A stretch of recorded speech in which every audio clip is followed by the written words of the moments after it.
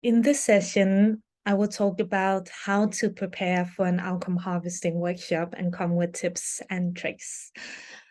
So there are different ways of setting up a workshop and preparing for one.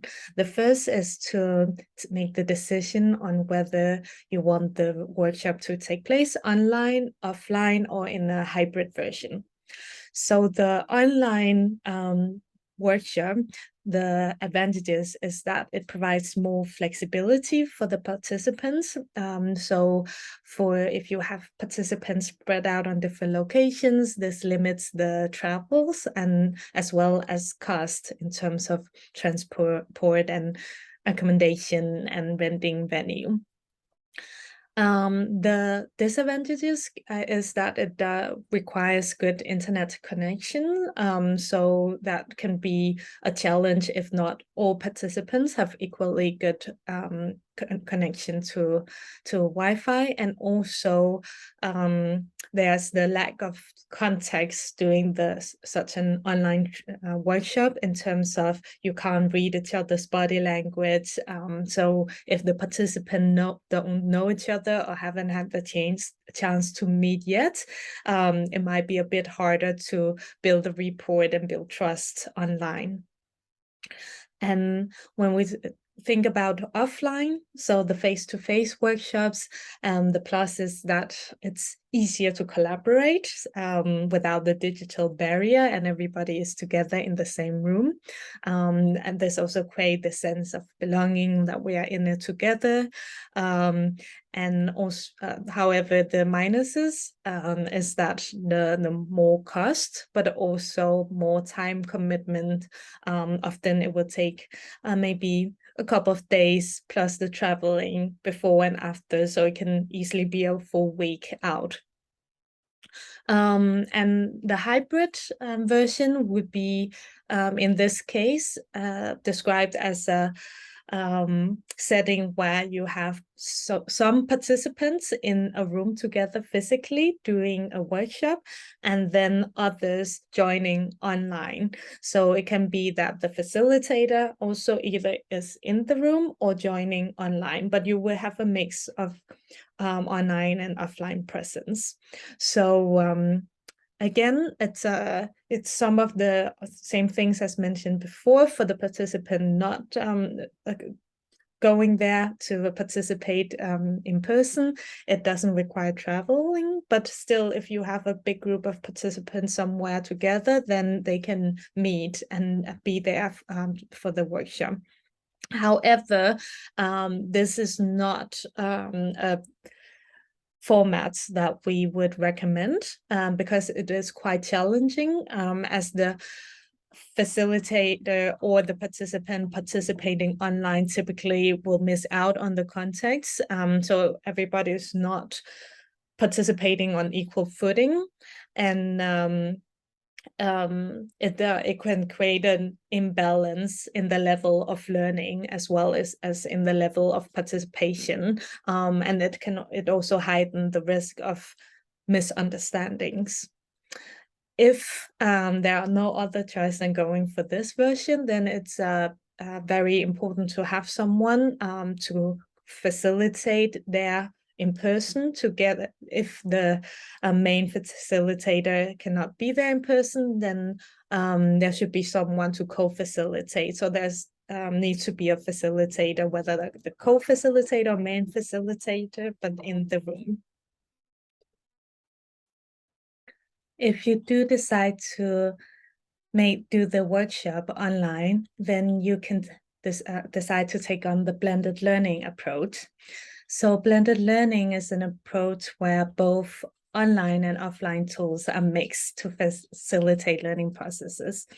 So in contrary to hybrid format, where some of the participants are offline and some of the participants are online doing the workshop, in this version, then all participants will be doing the workshop sessions online. But before, after, and in between workshop sessions, there will be access to offline materials, tools to support the learning. So this would often allow for shorter online sessions, but then more flexibility in the offline learning.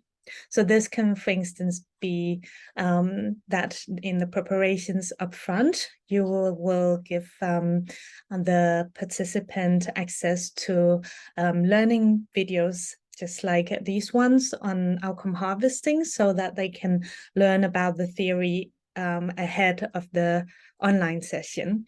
And during the online session, you really focus on questions and answers, and for the participants to work together in pairs or groups to do very practical sessions where they review each other's statements or formulate statements together or analyzing together. And then in between the sessions, you might give some assignments for instance, participants to finalize their outcome statements at home or at work while not in the session. And this can be done offline. So this is a way to make most use of the online time, and also to allow for more flexibility in learning by providing offline tools and materials. So when we talk about outcome harvesting, relevant participants to invite will typically be the project staff, the consortium members or alliance partners, and other stakeholders who are knowledgeable about the results and how they happened. And these would ideally be from all project locations. And also the benefit of having all these stakeholders in the same room is that all the participant can help identifying cross-cutting outcomes across of different locations, and also different outcome areas of pathways. So everyone can come together to strategize as a whole, as a project.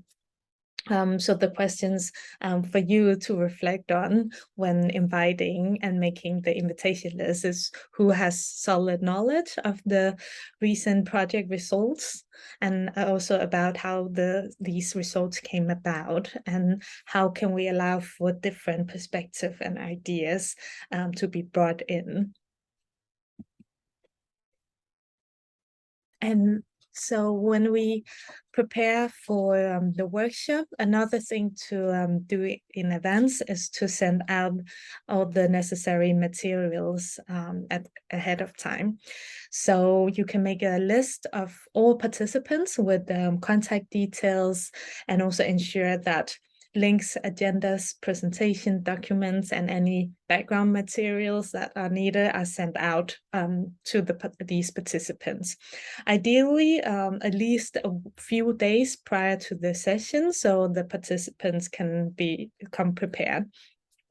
If you make use of a blended learning, where you, for instance, share videos and more extensive documents introducing the outcome harvesting methodologies that will serve as basis for the online sessions, then you should send this type of material more ahead of time, so the participants have at least a week or more to prepare. And if the workshop takes place online, what other things to keep in mind is to send the invitation to the meeting. So that can be, if you choose to do the meeting on Teams, Teams invitation or Zoom, and also the link to the virtual collaboration platform. I make use of Miro, and I will also give you some examples of how it can look like to do the online sessions on Miro. So then in this case, you will want to already send the link to the dashboard and to the whiteboard that you will be using. And if you are introducing a new platform, for instance, Miro, if that would be the first time for some of the participants working with this, it would also be a good idea to send out a tutorial ahead, so that you won't use the sessions going through the platform, but people are already prepared. So yeah, make sure that all the equipment are also tested, that you do try out the platform that you use before sending it out and in advance of the workshop. And how can the participants prepare then in advance, and what should you ask them to do?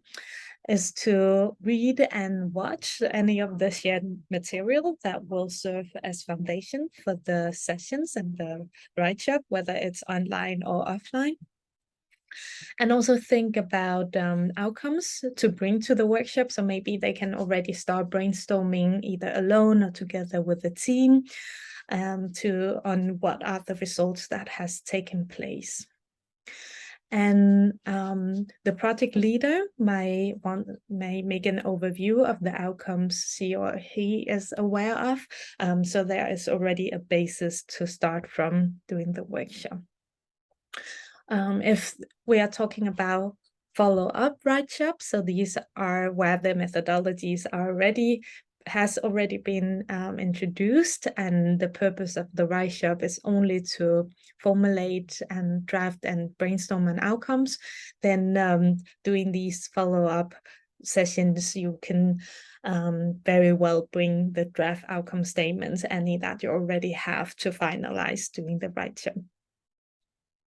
And then if online, then share any links that you're using for box structures, and also in if you're using Zoom or Miro, for instance, then the participant might benefit from creating an account. It's not always necessary that they create an account. For instance, with both Zoom and Miro, you can make use of it without an account, but it's often beneficial as you would have access to more options. So for a face-to-face workshop, the things to consider when talking about logistics is, first of all, the venue. And when selecting a venue, you can think about where your participants are coming from. So you want to find a central place that is easily accessible for all participants, especially those who don't have easy access to transportation. And also, at the same time, you might prefer to have the workshop at a more remote and quiet spot. So this is also to avoid that some participants are likely to combine the workshop with their regular work if the workshop is taking place in the office setting.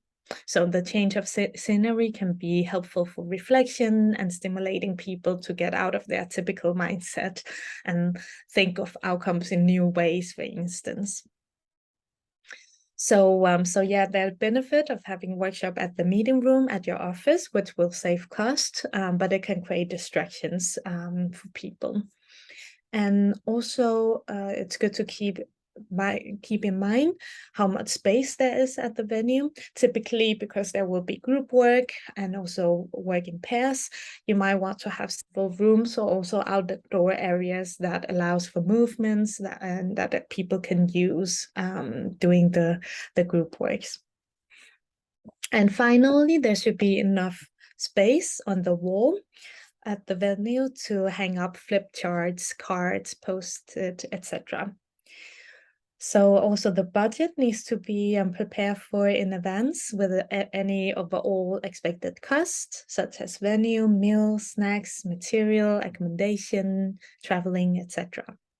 And finally, it would be good to, in advance, prepare a shared box folder with editing rights for each write-up participant so that they can upload all the statements directly into a shared box folder.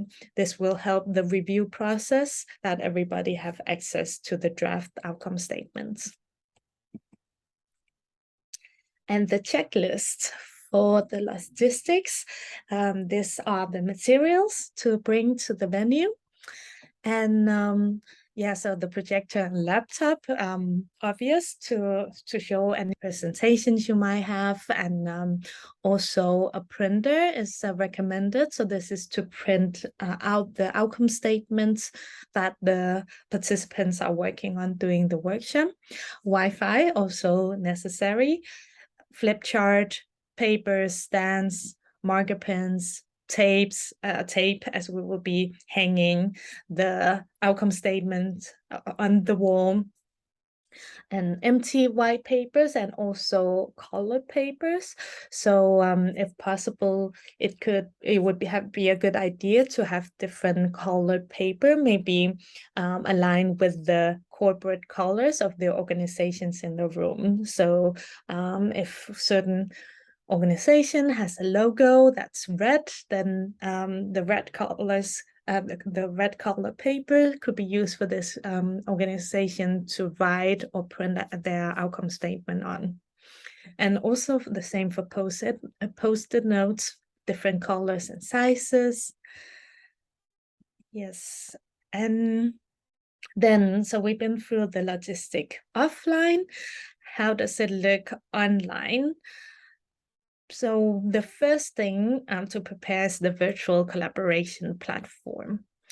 And you want to decide both which digital tool to use to facilitate the session, and also the collaborative format, the whiteboard that you will be doing for the practical sessions.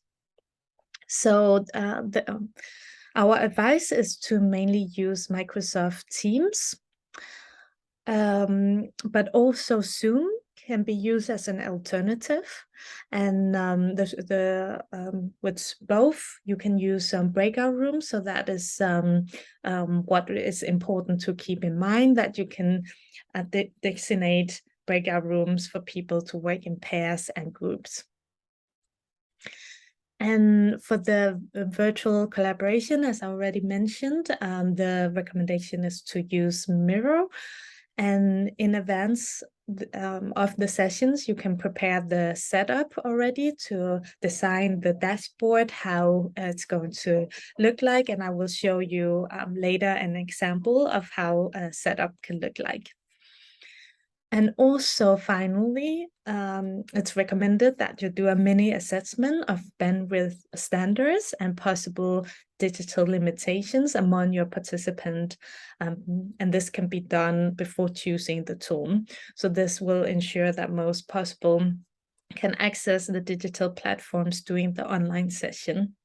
And in cases where not everyone can participate in the online sessions due to lack of digital access or availability or other reasons, you can think of other ways. For instance, Zoom has the option for people to call in through the landline, and maybe you can get the inputs before or after sessions for people who aren't able to follow through online.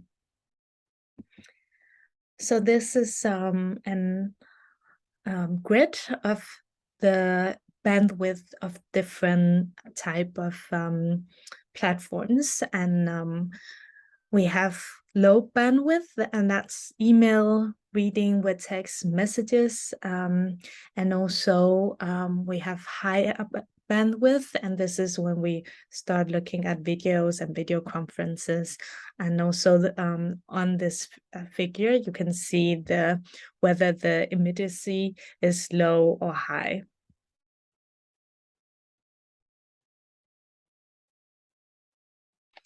And then we also have a checklist for the logistics online. And here, first of all, it's important to consider the digital security and privacy guidance. So think about how safe it is to share and discuss the information online. Very important to password protect your meetings so you don't get any unexpected surprises during the call. And also ask yourself if the meeting needs to be recorded. So unless it is necessary, in many cases, you might it might be the most beneficial thing to do for people who are not able to be there for the session. But if highly sensitive results, for instance, is being discussed, then you might consider it risky to record the meetings. So in these cases, maybe it's better to take notes offline. And then also always have a backup plan. So this, especially if for some participants, the internet is not guaranteed or with good access. So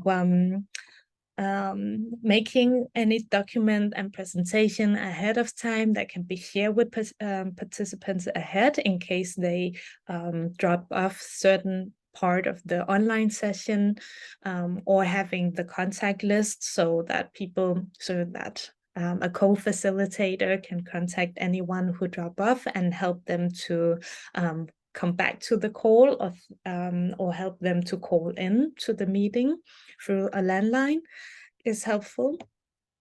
So in this way, we make sure that everyone is have access and no one is left behind. And then inspecting the meeting location as in the online setting that you will be having the workshop in. So whether you're facilitating or taking part as a participant from your home, make sure that you are comfortable doing the meeting and doing the workshop and that there are no distractions. So also try to keep a neutral background without too many objects that draw your attention or other participants' attention away, or that could disturb the session. And finally, if you're new to the virtual collaboration tools, make sure to do some practice before.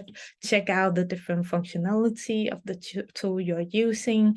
Maybe you can try it with another colleague. And also check your equipment, headphones, laptop, internet connection, virtual tools to prepare as well as in advance. All right. So finally, in preparation, last part is to define the roles. And this is also to engage all participants.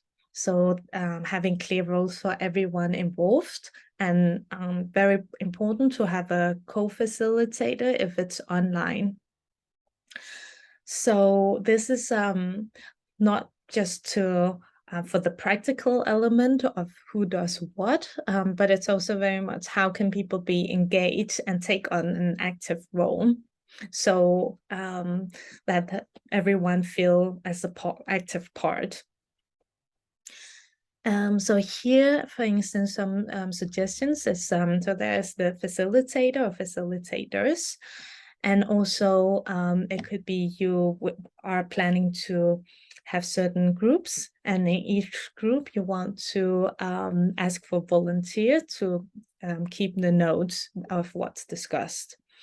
This can, for instance, be if doing the analysis, you are going to divide into groups or divide into organizations or locations, then it's good to have these notes. A timekeeper to manage the time, and also maybe someone to manage or keep an eye with the energy in the room. Sometimes some people are very creative with energizers and loves to take on that role. Also the compost collector, or the one collecting feedback. I like to use the image of a compost pile that someone collecting all the feedback of what's working and turning this compost into growing plants as we adapt and make use of the feedback to improve the workshop day by day or session by session, to make sure that all the doubts or things that are not working are quickly adapted to.